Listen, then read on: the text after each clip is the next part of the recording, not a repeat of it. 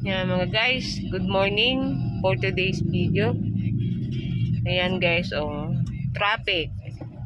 Tapos alam ko doon sa banda-banda ron kasi may parang may nagkasabitan.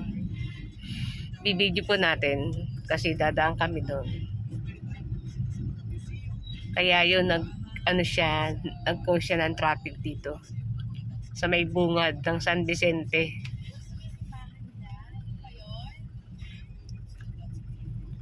Yan, kaya para kami nag-prosesyon ngayon.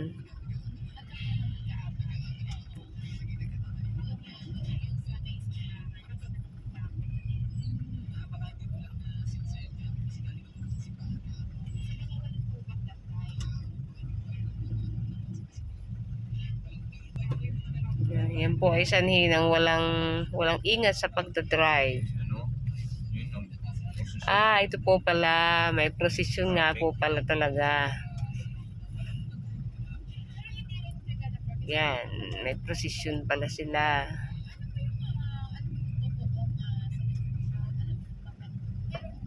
Pinasyal yung santo at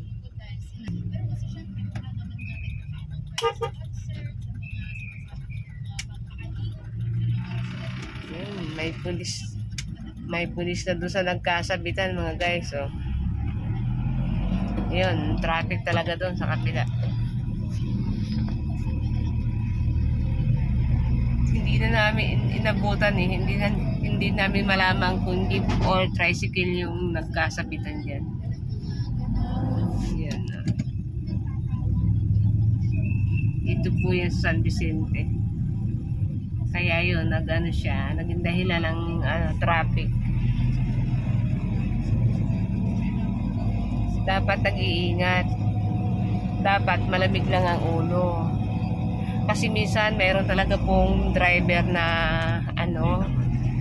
parang nasabit na nangyari doon. Kaya, bakit?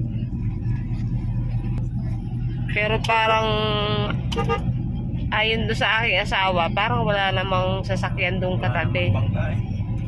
Baka kung anong nangyari doon sa sakay, kaya yun, tinulungan ng mga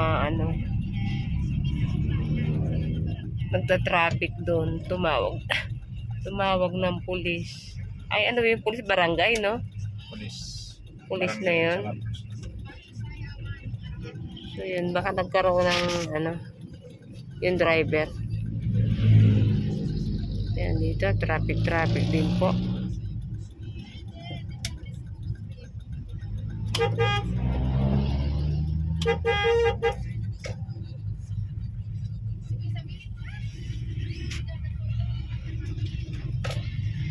So yun lang muna mga guys ngayong umaga. Salamat. Paki-support naman po ang aking channel YouTube.